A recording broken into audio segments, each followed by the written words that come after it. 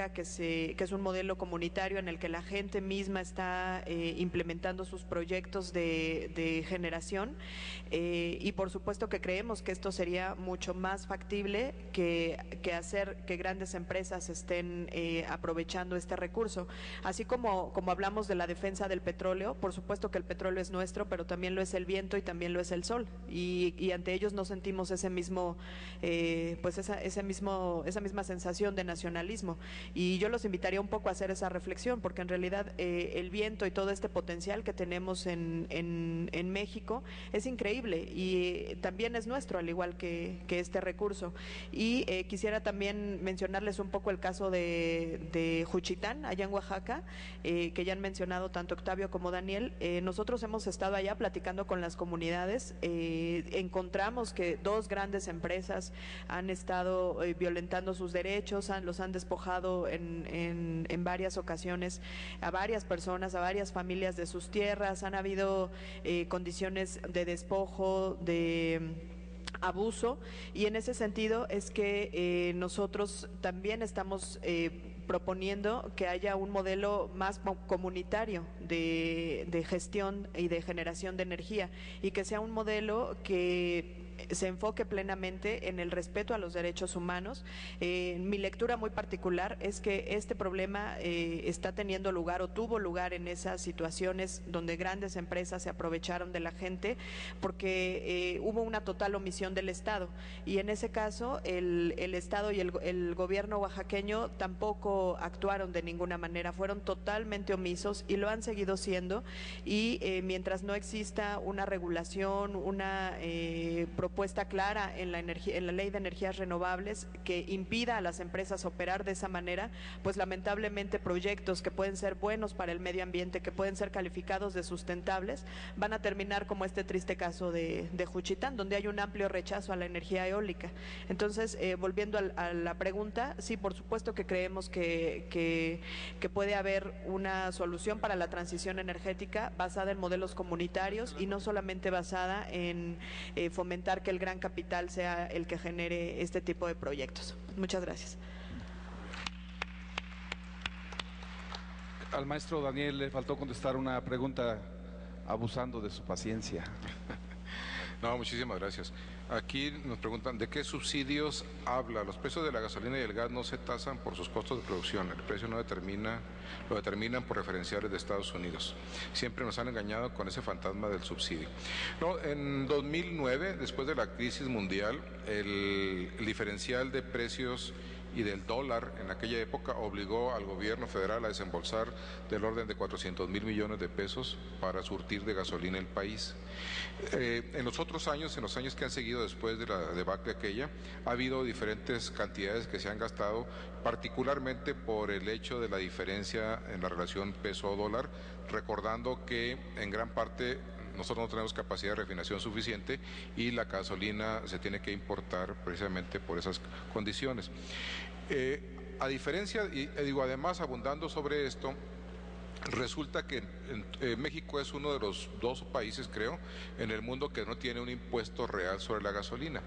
Es decir, el impuesto teóricamente existe, pero nunca se cobra, entonces es algo que no ingresa a las arcas.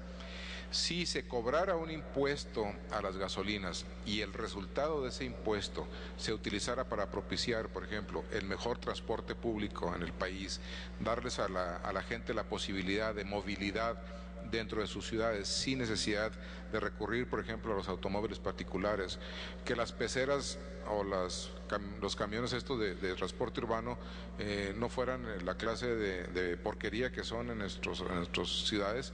Todo eso se podría remediar a través de imponer un impuesto que llegara precisamente a afectar a quienes hacen un uso más intensivo y abusivo de los combustibles en favor de la gente que no lo hace así.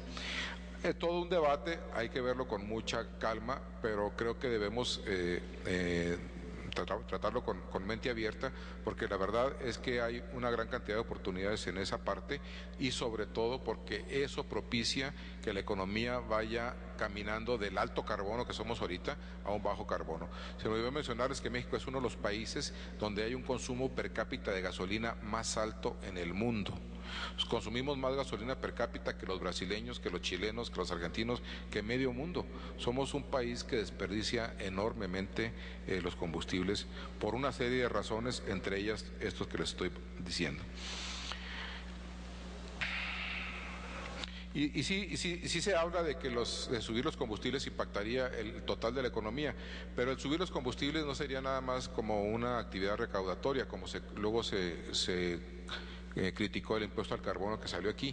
Si se tasan los combustibles y del recurso que se obtiene se focaliza en ayudar a la gente más necesitada, créanme que habría una fuente de ingresos enorme y que programas como el de oportunidades o lo que fuera serían mucho más efectivos para sacar a la gente de la pobreza. Muchas gracias, maestro Daniel, por reconocer la paciencia y el interés que han mostrado todos y cada uno de los presentes. Saludar también y agradecerle mucho a la maestra Efigenia que nos haya acompañado, ha estado prácticamente en todos los foros, maestra. Muchas gracias por su compañía. Obviamente agradecerle mucho a la maestra Cristina. Había alguna dificultad al principio, pero qué bueno que pudo llegar, maestra. Beatriz, perdón. Beatriz. Qué bueno que pudo llegar, maestra Beatriz. Al maestro Daniel y al doctor Octavio también. Gracias a todos ustedes. Pareciera que esta reforma no tiene lógica, pero sí tiene lógica, desde la lógica del interés que tienen los que están en el poder, tiene su lógica, porque la lógica es un interés que fundamentalmente es de carácter económico y no les interesa preservar o poner en el centro el interés que tenemos los seres humanos o los ciudadanos o los habitantes de este país. Entonces, pues está a debate esta mesa. Hay un comunicador que me decía un día, dice, he descubierto que hay una gran sabiduría en mucha gente de este país en lo que tiene que ver con el tema energético, que desafortunadamente no es tomado en cuenta. Lo comentamos en una entrevista que teníamos sobre educación y dice, pero también mucha gente que es muy conocedora del tema educativo, y entonces ¿por qué plantean lo que están planteando? Lo que pasa es que no se toman en cuenta la opinión de la gente que conoce de estos temas, y es importante esta opinión calificada que nos permita conducir al país a donde tenga que conducirse en interés de los habitantes todos y no de grupos y otro tipo de intereses como el que Aprecio está dando.